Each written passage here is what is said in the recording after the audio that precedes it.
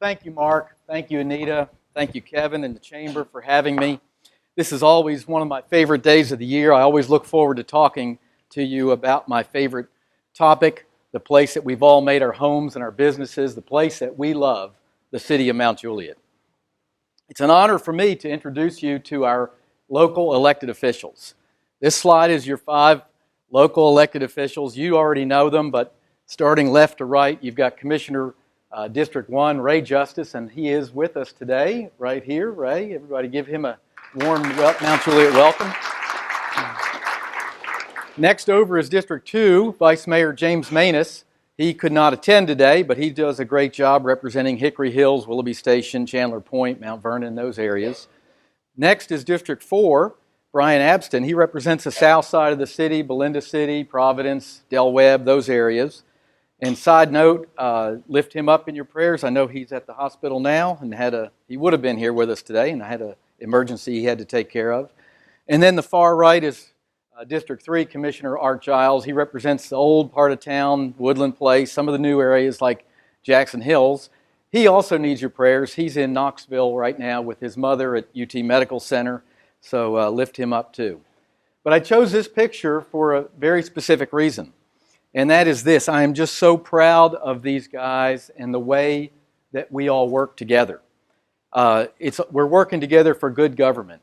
On a national level, we're in this age of extreme partisanship, the right, the left, the shutdown, the tweets, whatever, that dominates the news cycle.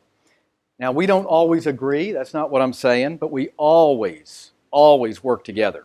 We're always respectful, we're always friendly. Now, we've had our share of split votes. I've been on the losing end sometimes, 1-4, but that's okay. We give and take. We work it out if we possibly can. If we don't come to a full agreement, that's okay. At the end of the Board of Commissioner meeting, we're still cordial, we're still friends, and hey, isn't that the way government is supposed to work, right? Isn't that the way that we can all best prosper?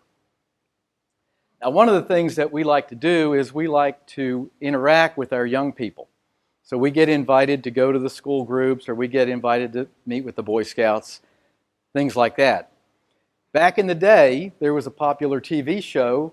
It was called Kids Say the Darndest Things. Art Linkletter, I saw a few heads nod. Art Linkletter hosted that show. But he would talk to the kids and they would say something and it would be crazy. So I polled our elected officials, and here's a few of our Kids Say the Darndest Things. So I was introduced this one particular time to a group of 3rd graders. The teacher introduced me. She said I was the mayor. She said that the mayor is in charge and the mayor makes all the rules. I like that. Little boy chimed in. He says, "Oh, so you're kind of like a mom." Commissioner Justice was reading to a 2nd grade class. He was introduced. It was noted that he is a Wilson County sheriff at the time. And the little girl blurted out, "Hey, my mom and dad smoke marijuana." A lot. One more. I was at Mount Juliet Christian Academy. It's close to the Pinnacle Bank building, which you all passed on the way in here. If you know that building, it looks like the old Southern Plantation. At any rate, 3rd grade girl wanted to know what it was like for me to live in that house. Guess she thought I was the governor's mansion or something. I don't know. Now look, we have a number of elected officials here and dignitaries that I do want to introduce too. So let me start with, and I scan in the room, I hope she's still here, but our state representative is Susan Lynn. She's been doing a great job for us at the state level. We'll give her a big round of applause. We also have our superintendent of schools with us today, Miss Donna Wright. Stand up, say hi. Linda Armistead is next to her. She is a school board member, represents this area. And I know G.C. Hickson is right here. He is your economic development director for the county. And I was privileged to meet for the first time today a county commissioner, Lauren Breeze. Where are you, Lauren? Right here. Okay, nice to have you. And I'm probably missed some elected officials. I hope not, but I may have. Did I? Anybody? Okay, one more that I do want to introduce is Pastor Dunn. He is the new pastor at First Baptist Church and is overseeing this building that we're in today. Where are you, Pastor? You here? Right over here. Thank you for coming and thank you for offering this space to us. Appreciate it very much. And welcome to Mount Juliet. He's from Macon, South Carolina. So we also have exceptional, caring, and motivated people that work for us on an everyday basis at City Hall, and I want to introduce them to you as well. Now, here's how I judge that. If I'm at their office, I take careful notice of the pictures that are on their walls and on their desk. I want to know what really drives them. Any educated, trained engineer can do a calculation and come up with the water runoff or the road configuration or whatever. But I want to know a lot more than that. I want to know their heart, their desire to improve our quality of life. So what picture is on that wall? Is their life invested here as ours is? What's most important to them? Did I mess up? So these are the folks that work at City Hall, and I want to introduce them real quick. And this one needs no introduction, but Kenny Martin is your city manager. He is right over here. Give him a nice welcome. Now, he started here many years ago as a police patrolman. Later moved on into leadership in the police department. Later became chief of police. And then later than that, led our economic development efforts. And now he's our passionate, talented, highly capable city manager. We also have Sheila Luckett with us right here. Say hi to her. She too started many years ago, in fact 30 years ago. She started here when she was 8. She's our deputy city manager. She started here as city recorder, but this is in fact her 30th year. We have our department heads, James Hambrick, our chief of police.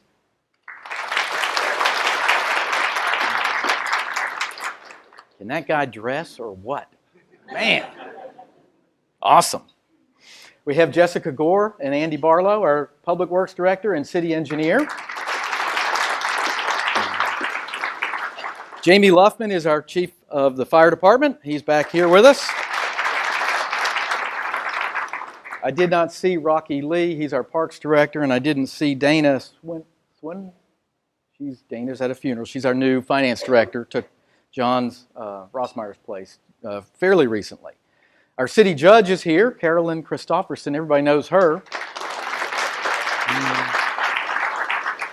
Years ago when we were young, a couple and broke, our date nights where we're going to night court down in Nashville, it was a blast. It's pretty good to go to night court at Carolyn's court. Those teenagers, she takes their license when they have done something they shouldn't, and they still love her. It's amazing. She does a great job. We also have Jennifer Hamblin, our city planner. She is over here. One word about Jennifer Hamblin. This young lady started here 19 years ago in the police dispatch department. She was a dispatcher for the police department. She later moved over into the planning area as secretary, later became zoning administrator, and now is our city planner. I've been on the planning commission for a long time. There's been 6 or 7, maybe more city planners that have come and gone during that time. Some of them had the fanciest degrees that you can have hanging on the wall. And let me tell you, none of those people could tie her shoes. She is doing a great job in that department. And then there's always one more that I need to introduce at this time. And even if I lay an egg on this presentation, she's going to tell me I did a great job. That's my beautiful wife right here, Katrina. And I'll have some others that I'll introduce as we go along. But our theme today is remembering our past, excited for our future. And when I think of our past, I immediately think of some of the community leaders who went before and helped shape who we are now. We lost Luther Lenning just a few weeks ago. I would get a phone call from Luther Lenning 2 or 3 times a year. And if you know him, he's got that kind of deep, gravelly kind of voice. And he'll always be, as soon as I pick up the phone, Haggerty, I got something to tell you. And I miss those phone calls already. Wasn't long before that, we lost Fred Weston. Two or three times a year, Fred would call me and ask me to come to his house.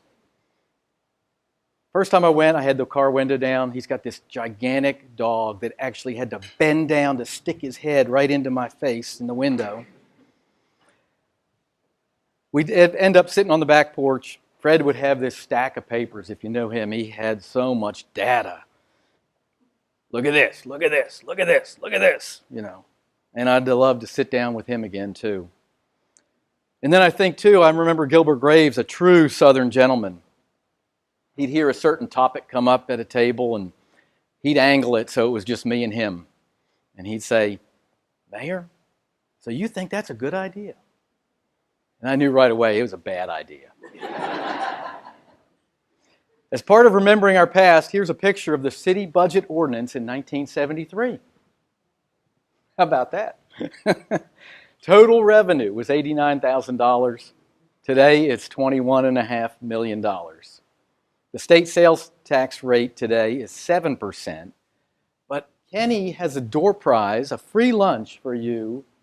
If anyone, first hand up, will win, and you can get within we'll give you some slack on here because this is going to be a hard one. Door prize, anybody can tell me the state sales tax rate in 1973. Not even one hand went up. Anybody guessing? Any guess? I heard 3. Is that you, Janet? 3.5. Give her that. Give her that. I got some that are going to be harder than that, but hey, we'll go along. At the time of the local sales tax rate was 1.5%, and today it's 2.25%. So here's a snapshot of how your money is received. 67% comes from local sales taxes, and I know many are moving toward online purchasing. I mean, I totally get it. I do it sometimes too. But you have to realize that buying local is the primary way that we fund critical city services, like our police protection, for example. Nevertheless, with new business activity and a growing population, sales tax revenue has increased in the city of Mount Juliet almost every single month. Now, here's a snapshot of how your money is spent. More than 50% of the revenue is spent on the police department alone, 15% on streets, 10% on parks. Our current debt load is less than 1% of the general fund revenue. That is absolutely incredible for a growing city. That said, that's going to change dramatically in the near term as we have massive road projects that are planned that we'll be talking about in a minute. Our engineering and public works department is moving forward with significant projects. We have many, many projects in the pipeline. And first up is bidding in May of this year, is the much needed widening of the existing bridge over Interstate 40. We have been a city divided by an interstate. This project will allow more traffic to move more north and south. It'll also add biking and walking lanes to both sides of the bridge. It will be decorative. It will enhance the aesthetics of the area with decorative lighting and with decorative design features. This is a $5 million project, 1.5 paid by TDOT, 800,000 in grants, and the city is going to pony up the balance of 2.7 million. Expensive, absolutely, but worth it, definitely worth it. Your city commission voted on these top priorities back in 2017. These types of improvements are sorely needed. They take far longer than they should, but Mount Juliet steps up. We partner with TDOT, often doing the preliminary engineering and the right-of-way acquisition. Then TDOT comes in and uses their funds to construct. Now that may sound like a normal process to you, but keep in mind these are state projects, state roads, and sometimes federal in the case of the interchange. So many cities choose to wait it out, let the state deal with it 100%, but these projects are far too critical to our future. So we have stepped up, and we will continue to step up to see these projects through. Ready for another tough question? Door prize number 2, first hand that goes up, Kenny. What year did Interstate 40 open? Somebody. 1957. You are close enough. Give him a free lunch. Were you guessing, or did you? That was a wild guess. Okay. 1958 is the correct answer. Trivia, and I won't do a lunch on this.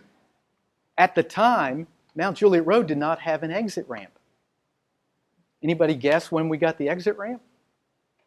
It wasn't until 1968, from what we can tell from our best information. Is that right? Mark? Maybe? Okay.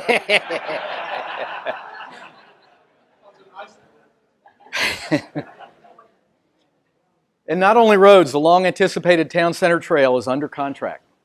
A groundbreaking ceremony will be scheduled soon. This bike pedestrian greenway will travel from the existing Eagle Park on Division Street to South Green Hill Road along the train tracks.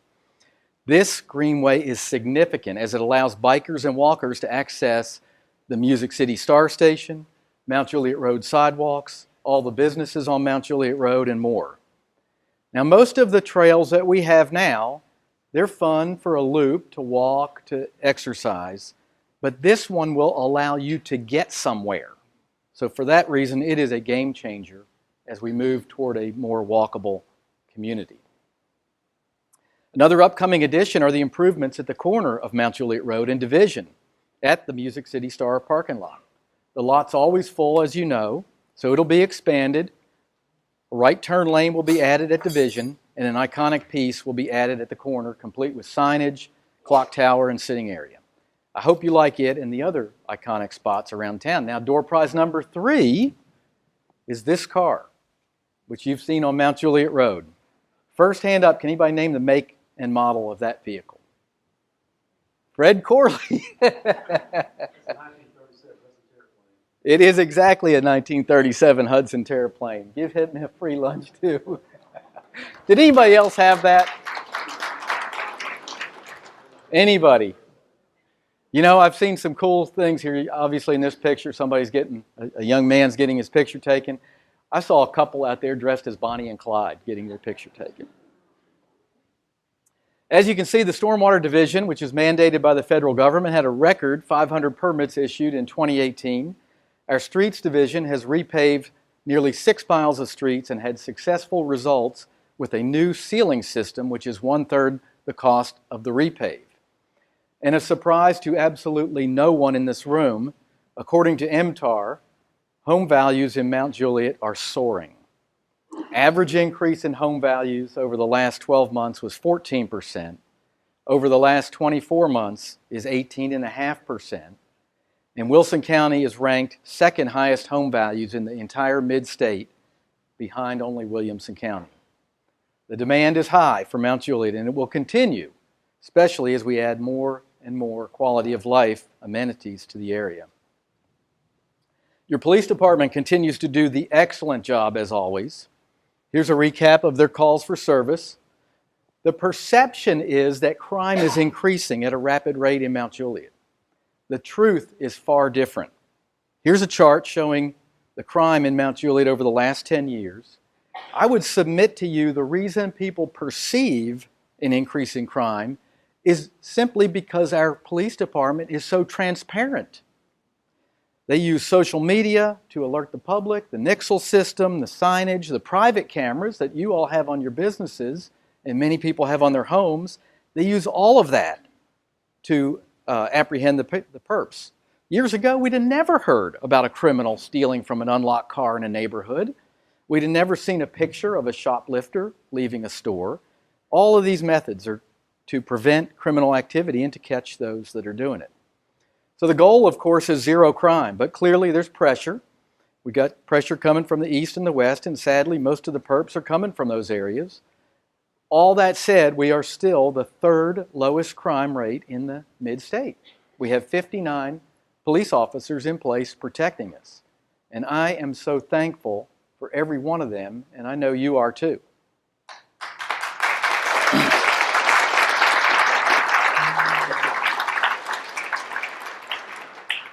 Here are more police department highlights for this year. The new $1.5 million tower to increase signal strength. The new body cameras, it's an advanced system. It goes a long way to increasing officer safety, but also encourage transparency in their operations. The reserve program has 30 volunteers that suit up just like a regular paid officer, and they do serve our community in various ways. In fact, Mount Juliet Police Department had its largest graduating class ever with 11 new members, and a heartfelt thanks goes out to all of those volunteers as well. Our property tax remains at 16 cents, with 100% of the funds earmarked to the fire department. That totals nearly $2 million, and here's some data for how their department served us last year. Currently, we have 24 paid positions, and we have 23 dedicated volunteers who serve as well. The department continues to grow, and we have a piece of land under contract near Lebanon Road for our third station that will probably be closed on sometime in 2019, and then that station will begin being constructed in 2020. Our Parks Department continues to deliver. Lots of improvements are complete that will enhance our quality of life. 2018 brought more facilities, more events to our city, and the department plays a critical role in mowing and maintaining our parks, greenways, and right-of-ways along the main access roads. And this is huge. I get calls all the time from nearby cities and other community groups asking me, how is it that our city always looks so good? And the answer is easy. Our dedicated parks personnel take care of it on a regular basis. And you see them out there in this golf cart picking up trash and everything else. There's another reason our city looks so good, and this one is extra special to me. I've known this family since the very first week that we moved here in 1982. Katrina and I were sitting in church on our first Sunday here. I looked across the congregation, turned to Katrina, and I say, my golly, Jack Nicklaus is sitting over there, the pro golfer. He looked more like Jack Nicklaus back then. We met Fred and Janet Corley after the service. They quickly became very dear friends to us. And they are legend in Mount Juliet. The family raised their children here. They were active in their community. They were leaders at their church, exhibitors at the Wilson County Fair for years and years, Bible study teachers, all around incredible people. One quick anecdotal story, because Fred is the biggest practical joker on the face of the planet. He snuck into my front yard, put up a sign that said, indoor yard sale, 6:30 a.m.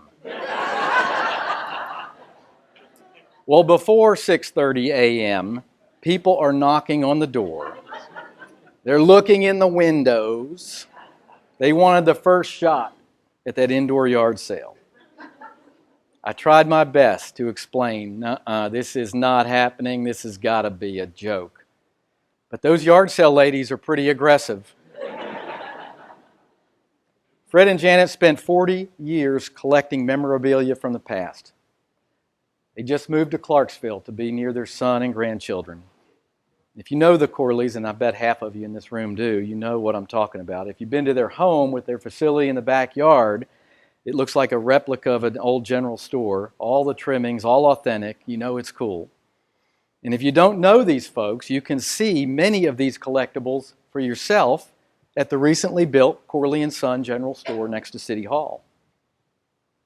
In true Corley fashion, they insisted this not be a museum, but that it be a true welcome center, a place where anyone can go any time of the day or night to find information about the area. Anything from where to eat, hotels, nearby attractions, local businesses. I encourage you, businessmen, take your promotional materials there. There's a rack in there for you, and it will help drive customers to your door. Another quick anecdotal story. I recently heard of a new resident signing up for water service down at West Wilson Utility. He was told he had to go to City Hall, sign up for sewer service too. Man says, where's that? Where's City Hall?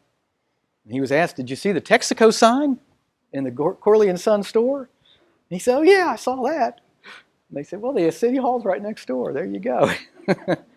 This building was built with all donated monies. No tax dollars were spent. And the same is true for all the collectibles inside. So check it out. And so today it is my privilege and it's my honor to recognize the family that made this happen, Fred and Janet Corley. Stand up, guys. Love you, bro. You want to say something? Okay, come on.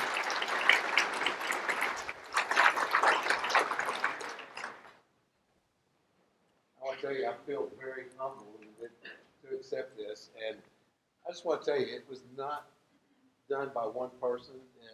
Kenny Martin and his team, and then there were two other companies that were involved as far as donating, and I expressed to Kenny from the very beginning, don't put our name on it.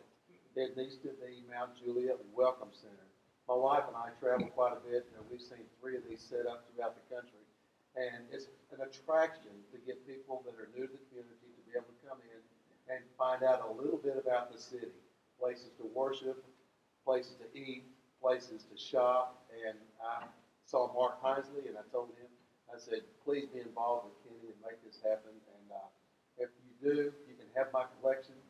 And before I knew it, I turned around, Kenny and Marty and Dennis Buchanan were all in my backyard and going like, you can't drive down there, it's wet. And I felt like I was being stolen from. But I would like to thank Kenny for following up and doing this, and it's an honor that you did make the Welcome Center happen, and I hope that it can be used for its purpose, and that's welcoming new people to the community, and they can find out events that are happening and events that are going to happen, a little bit of information about our past and what's going on now, and then even maybe the future. But I'd like to thank Kenny, and thank you very much. Thank you, buddy.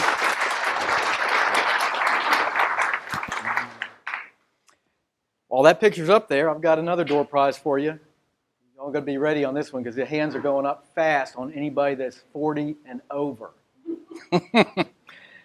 First hand up, who can tell me which superhero used to change clothes in a phone booth like that?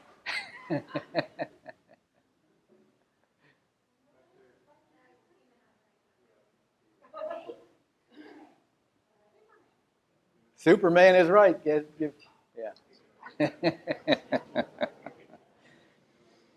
So everybody always wants to know what businesses are coming next. Some of these on the slide have already opened, some are under construction. A new 88,000 square foot at-home retail store will open in the fourth quarter of 2019, bringing 100 jobs. A new $20 million Staybridge Hotel will open first quarter of 2019 with 80 employees. A new IHOP restaurant has opened with 60 employees. A new HCA Emergency Medical Center opened late 2018, bringing 50 jobs. A new Slim Chickens restaurant will open fourth quarter 2019 and bring 50 jobs. Another $20 million hotel is under construction that will open fourth quarter 2019 and employ 85. A new Honda car dealership is under construction that will open in December 2019 and employ 120. And there's more. And hey, these all add richness and fullness and convenience for all of us. We're living in a really exciting place at an exciting time. And I have one last door prize. It will be a trick question, but if you remember an old rotary dial style telephone, they had letters at each of the numbers. So what letters were affiliated with the number 1?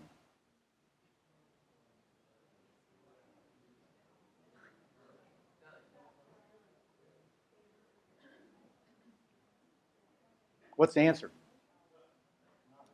None. None is correct. ABC doesn't start till the number 2. All right. Marty, get him a free lunch. Trick question. Well, anyway, let me close with this right here. A couple of things. Some of you know I teach economics to 12th grade students. They're 17, 18 years old. One of the reference points that I sometimes make during the class regards the old Opryland theme park. Did y'all know there used to be a theme park down at Opryland Hotel? Yeah. To me, in my mind, it closed just a couple of years ago. But the reality is, when I bring this up in front of my 17 and 18-year-old students, they were not even born yet when it closed. They weren't even born. Time flies. Times change. So check out this quick video that I hooked up for you right here for about a minute and a half. You are two 17-year-old boys confronted with an antique from a bygone era, a rotary phone. You have 4 minutes Jake and Kyle Bumstead were challenged to make a phone call on a rotary phone in under 4 minutes. Those roots all over. How do we start?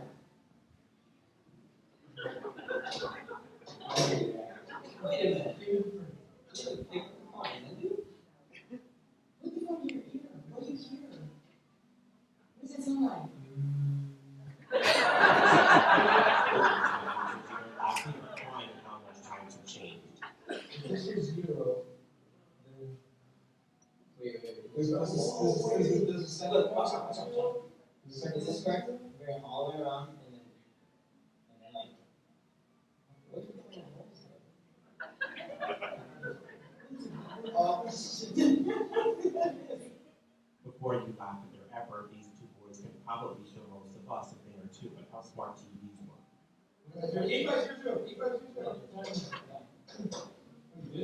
No, I didn't.